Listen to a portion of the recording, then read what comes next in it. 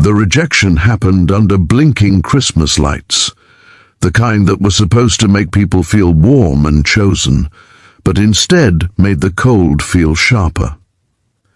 Elias Moreno stood outside a small daytime cafe, dressed in its best holiday decorations, snow pushed into grey piles along the sidewalk, holding a gift bag he had spent too much money on.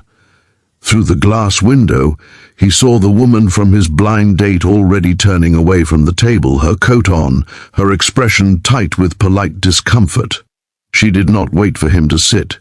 She did not wait for an explanation. She simply shook her head, offered a quick apology that never reached her eyes, and walked out before he could even say his son's name. In that moment, Elias felt something heavier than embarrassment. It felt like confirmation that the world had already decided he was too broken to choose. If this story believes in kindness, second chances, and quiet miracles that arrive when you least expect them, take a moment right now to like the video, comment your thoughts, share it with someone who needs hope, and subscribe to the channel Kindness Spark. Your support helps stories like this reach hearts that need them. Elias had not always been this man who flinched at rejection. Once he had been the kind of person who believed effort was enough. Years ago he had been married, employed steadily, and confident that love followed a clear path if you stayed loyal to it. Then a winter flu turned into complications. Complications turned into a hospital room full of machines, and his wife never came home. Overnight, he became a single father to a 5-year-old boy named Mateo, and every dream he had carefully planned shrank down to one priority: making sure his son felt safe. That was 3 years ago. Since then, Elias had learned how to braid small fingers into gloves, how to pack lunches shaped like dinosaurs, and how to smile at school pickup even when he felt invisible to the adult world. The blind date had been his first attempt at stepping back into something for himself. A co-worker insisted that it was time, that he deserved happiness too, that being a father did not cancel out being a man. Elias believed her enough to try. He shaved carefully that morning, rehearsed answers in his head that did not sound like excuses, and chose a gift that felt modest but thoughtful.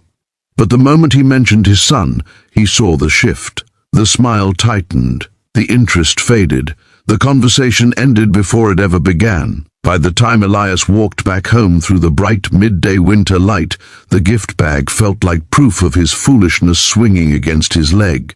His apartment building sat at the edge of the neighborhood, old but clean, its paint chipped by years of weather.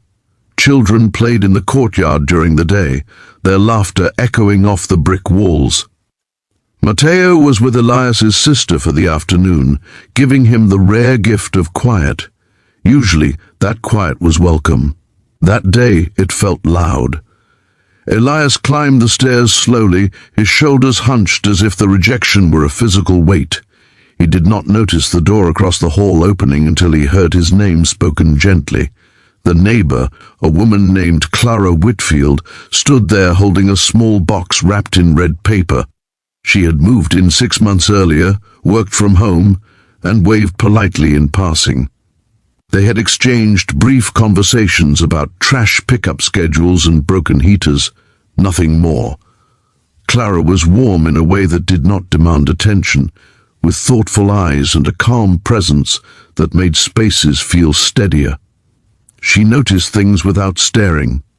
That day, she noticed the way Elias's hands shook slightly and the way his eyes looked tired beyond the surface. Clara did not ask questions that demanded answers. She simply mentioned that she had baked too much and wondered if he wanted some cookies for Mateo. The kindness caught Elias off guard. He nodded, managing a small thank you, and accepted the box like it was something fragile. As he turned to unlock his door, Clara added something unexpected. She mentioned that Christmas Eve could feel lonely, even in daylight, and that if he did not have plans, he did not have to be alone. The words were simple, but they landed somewhere deep. "Stay with me tonight," she said softly, not as an invitation heavy with implication, but as an offer of shelter.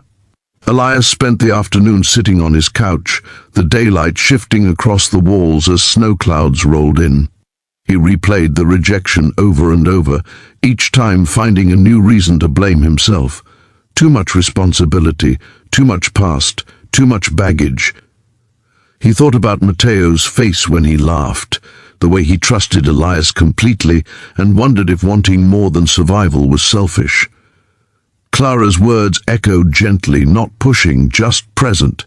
By the time the sun dipped lower, painting the sky pale gold, Elias made a decision that felt both terrifying and necessary.